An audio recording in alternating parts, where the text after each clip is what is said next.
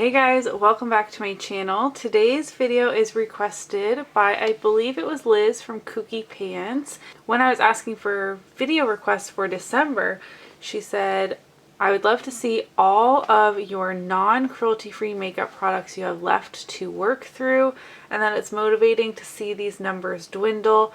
And I don't believe I've ever shown you, like, item by item, everything that's not cruelty free in my collection. Now, if you follow me on Instagram, you know that I am moving, and tonight is the night I need to pack up my makeup. So what better time to just pull everything out and put it in a big old pile on the floor to show you, because this kind of stuff would normally drive me nuts. My makeup is very organized in my drawer system, but it all needs to go in boxes anyways. So I decided to sit down on the floor with you guys. Currently, as of December 2020, I have 53 makeup items that need to be used up. Now they vary from, here's just an example, we'll go through these in more detail. Sorry, that was my phone, I need to put that on silent. There are some deluxe size samples, full sizes. I obviously have products that are going to take me 500 years to get through, and others that may not be so hard. So currently I have 53 products. Now obviously this number is ever changing. When I started on my cruelty-free journey, First Aid Beauty, Physicians Formula, Wet n Wild, all these brands were cruelty-free. So even though I've been consistently working through these products since January of 2019, I seem to not be getting much of anywhere, which is really frustrating. So honestly, if you leave any kind of comment on this video, I would love for it to be encouraging for me to keep going, because while being cruelty free has meant a lot to me over the years, it's very discouraging to see this pile and see products that I had just bought a month before, and you know, now before they went not cruelty free, before they started selling in China. Okay, I'm gonna stop rambling. I'm gonna clear these away. I have everything broken down in my makeup inventory by category, so we're gonna go in order of that. I have eye products that are not eyeshadows first, then moving on to lip products, cheek products, base products, eyeshadows. I hope that makes sense. But yes, for the intro, just so you know, the grand total, 53 makeup products are here on my floor. Okay, let's start off with eye products. The only eyeliner that I have that is not cruelty free is this one by Physicians Formula. This is the Liquid Eye Booster in Ultra Black, and actually the last time I used this, it was looking not as black as I remembered it. It's starting to lose some pigment, so I think if I were to focus on this, this could be out of my collection in the early months of 2021. Now where am I putting all these things? I guess I'm starting a box for packing, huh? For brow products, the only brow product I have that is not cruelty free is, this is kind of hard to see, the Brow Gal by Tanya Crooks. This is the convertible brow in the shade 2. I got this in a BoxyCharm a really long time ago before I went cruelty free, and I actually really like it. It's kind of like this pomade powder hybrid, but this is one of those products that would take so long to finish up. I don't have any brow pomades to compare in terms of size, but this is 5.5 grams of product in here, which I imagine would take me a really long time to get through. Okay, now let's move on to lip products. Oh, I didn't know you could see highlighter. For lip liner, I only have 3 lip liners that are not cruelty free now. I actually used one up this year, which felt really good. I have the Rimmel Exaggerate lip liner in East End Snob. I am working on this in the Panner's Pan. A MAC lip liner in the shade Whirl. I have not used this that much, and you can see like just how huge of a pencil this is. This is a very daunting product for me to work on as well. And then I have the Estee Edit lip liner in the shade In the Buff.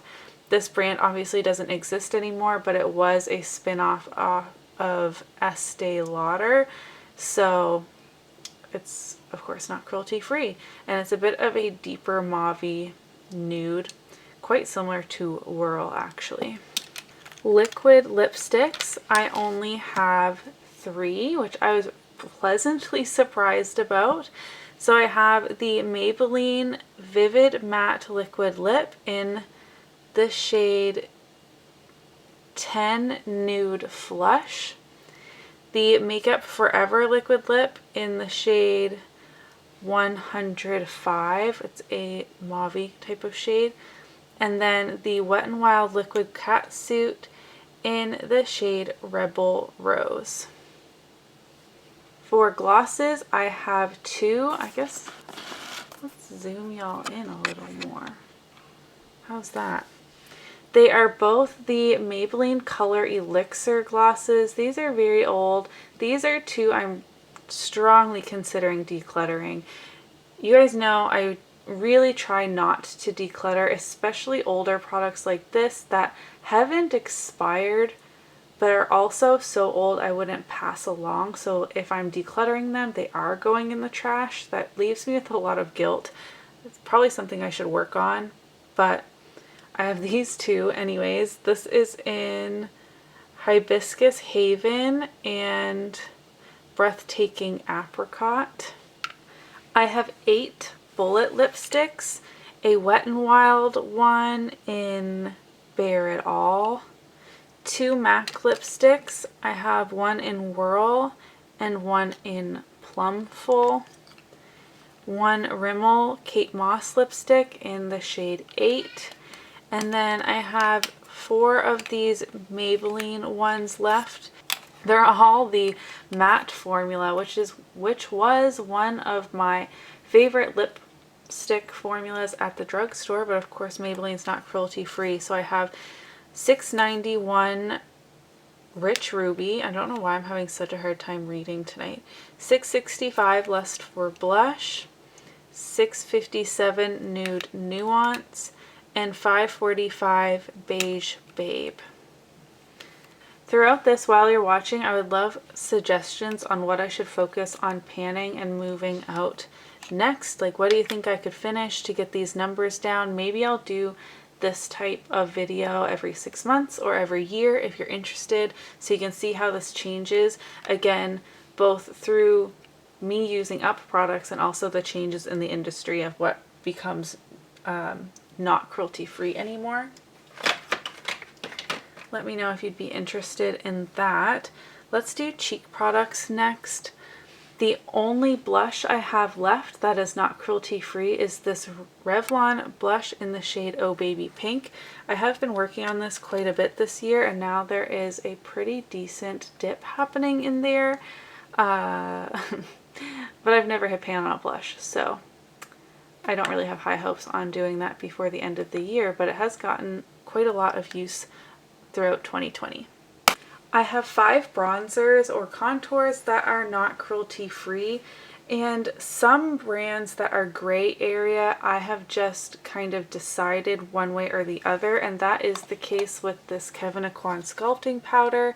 Kevyn Aucoin is one of those gray area brands. They say they're cruelty free on retailers like Sephora, but I've definitely heard mixed feedback from other cruelty-free creators in the industry, and they're also, you know, not Logical Harmony approved or anything like that.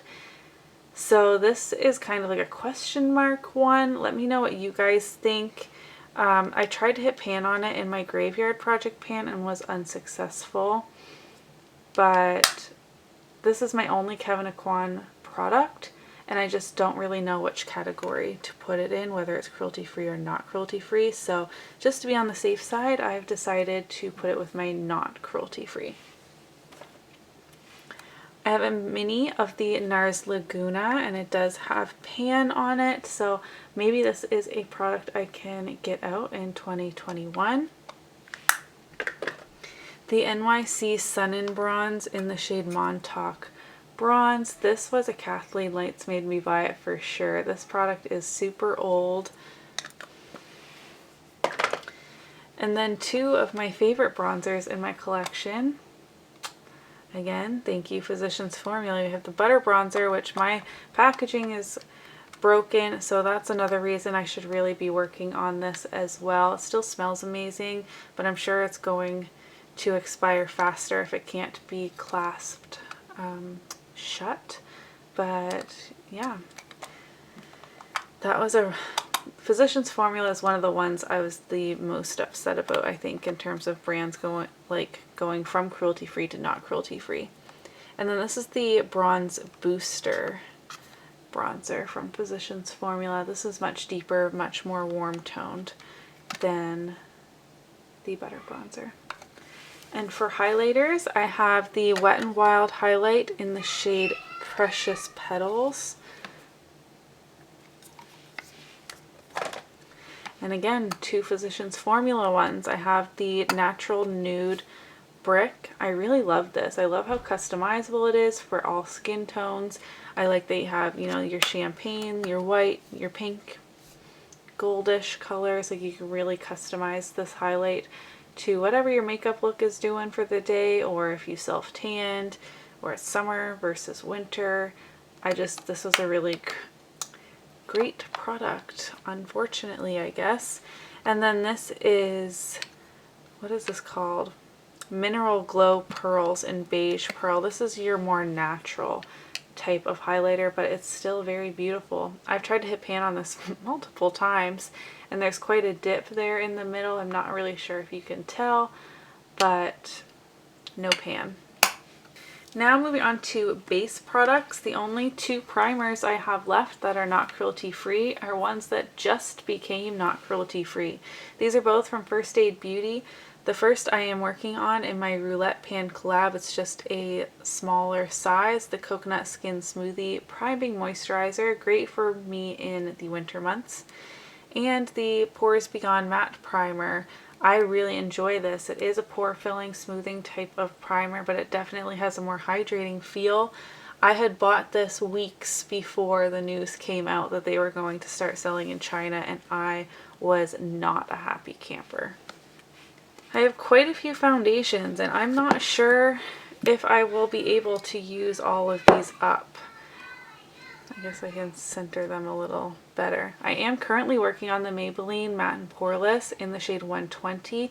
It is a touch too dark for me, but I have less than half. I'm probably around here. I had hoped to finish it this year, but with not wearing makeup as much as I should have been through 2020, that's not going to happen. I'm sorry, you can probably hear my kids yelling, but that's just what happens on this channel. I have the L'Oreal True Match Lumi in the shade N12. I don't love this foundation. I have it in a shade that works best for me in the summer, in a formula that works best for me in the winter.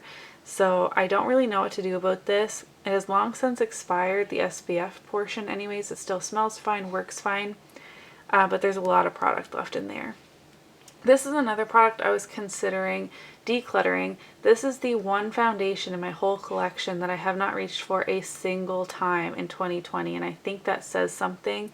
This is the Rimmel Stay Matte Foundation in the shade 103 True Ivory.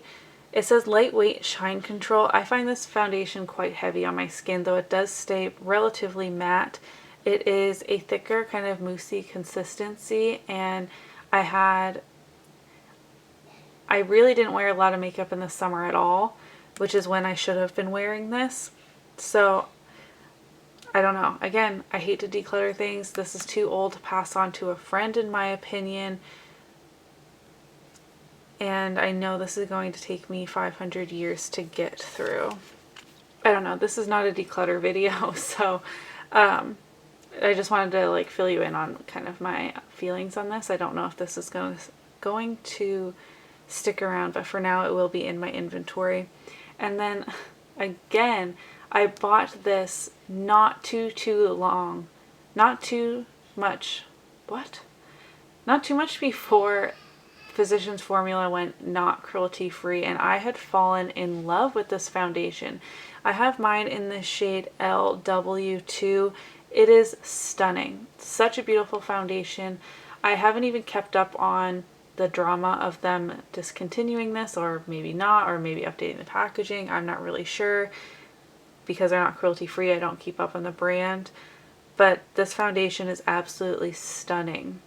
And I'm so sad that when/if I ever make my way through this bottle, I won't be able to repurchase it. So I think I'm going to try the NYX Born to Glow to get that same kind of lightweight, glowy type of foundation at a drugstore price. But anyways, 4 not cruelty free foundations.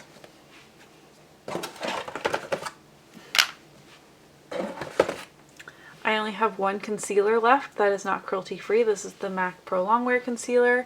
As you can see, I am making my way through this one in my 20 in 2020 Project Pan. I have 2 powders that are not cruelty free, both of which are on, not in frame for starters, are on their last legs. I have the Rimmel Stay Matte powder. This has a pretty sizable pan in here, and it's super thin all the way around pretty much. This is a great mattifying powder for me in the summertime, so again, that's a bummer. And I also really love this powder. This is the L'Oreal True Match powder. This has a slight luminosity to it, and once I repressed it, which I really didn't do the best job. As you can see, this had a huge pan in it, so I repressed it not too long ago. I noticed it had a bunch of shimmer particles in it. It has this really creamy, slightly glowy finish to it. I don't know, it is a really stunning powder. Expensive for the drugstore regardless of cruelty-free status. Last I saw this, it was like $18.99 or something ridiculous. But it's really nice. These ones I feel confident I can finish off. I mean, not right away, but I've made really good progress on them so far. Alright, now on to the most exciting part, I guess, arguably.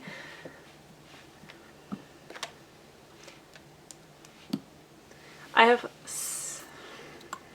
Why do I keep doing that? I have 5 individual eyeshadow type of products that are not cruelty free. The first is a Sephora collection single in the shade Pop Idol. This is stunning. It's so multi-dimensional. It's kind of like a taupey purple with blue and silver reflect in it. I feel like in the pan it doesn't do it justice, but it is super stunning. I have 2 of the L'Oreal Infallible eyeshadows. The first is in Hourglass Beige, which is kind of your typical champagne. And then I have Silver Sky, which is a silver glitter. These are kind of like pigments, but they have a stopper in them, so they're pushed down quite a bit. So I have them in my pigment glitter category of my inventory. I have 1 full-size MAC pigment in the shade Tan. Never going to get through this. And then I have a Laura Mercier Caviar stick in the shade Copper, which is really beautiful as well. Now on to eyeshadow palettes. First, I wanted to start with this MAC Magnetic palette. I have 6 MAC singles. I never did fill this up, which now I'm thankful for, since this took 70 uses in my brows to hit pan on. That's charcoal brown. There's a ton of shadow in these ones. I think that's nylon, all that's glitter, all that glitters, amber lights, soft brown, charcoal brown, and copper plate. I have 3 Wet n Wild palettes. These 2 are my oldest palettes in my collection. I would love to work through these before too long. I have been kind of not really working on my Walking on Eggshells trio. I know these eyeshadows aren't even that hard to hit pan on if I could just focus and use them consistently, but I'm really struggling this year with my panning, as I'm sure a lot of us are. And then I have the Comfort Zone. These two are obviously like the OG super old palettes. I think I got these maybe 6 years ago now. And they don't even look all that used, which is terrible. And then this is the newer formula. This is not a basic peach. I got this from my friend. She decluttered it to me, again, before they went not cruelty free. I don't love this palette, but I just keep it around because theoretically I feel like I could get through this someday because the formula is so powdery and these eyeshadows are not very deep or anything. So I keep it around for the potential satisfaction, which again, I realize sounds completely idiotic. This is another one of those brands I could not find enough information on, so I just decided that they're not cruelty free. I feel like if you don't say you are cruelty free, you're just basically saying that you're not nowadays. That is a really hot ticket marketing name to label your brand as. I mean, brands do it when they're not cruelty free, in my opinion, for my standards. Take Wet n Wild for an example. They always say they're cruelty free even though they're still selling in China. So I feel like if you don't say it either way, I'm just going to say that you're not. This is from Studio Makeup. It's the On The Go palette. This is the Cool Down one. It's a very taupey purple cool tone palette. I don't feel like I have a lot of these shades in my collection, or at least I didn't at the time. I would have to open up a bunch of my palettes to kind of decide that for myself for now, but for now I'm just going to keep this one. This is the Morphe Kathleen Lights palette. Again, this is another brand that I've just decided for myself. I don't believe Morphe to be cruelty free. I am working on this shade here in my Pan Those Eyeshadows project pan. And lastly, I have the Sephora Pro palette. This is the warm one. This was again handed down to me from my friend. This palette is really high quality, very beautiful. These eyeshadows are absolutely massive. However, I did have this shade here in my Pan Those Eyeshadows earlier this year. I used it over 30 times and like there's no dip or anything. So I don't think this is a palette I have a chance of ever fully getting through, but it does get use out of, I do get use out of it. It's a good basic palette for me to reach into when I need some of these warm neutral shades. So those were all of my non-cruelty free makeup products. That was an awkward reflection, so I turned that over. Let me know in the comments down below what you think I should focus on working through in 2021. What should I make a priority to put into my project pans that I have upcoming? If you enjoyed today's video, don't forget to give it a thumbs up so that I know, and I'll see you in my next one. Bye!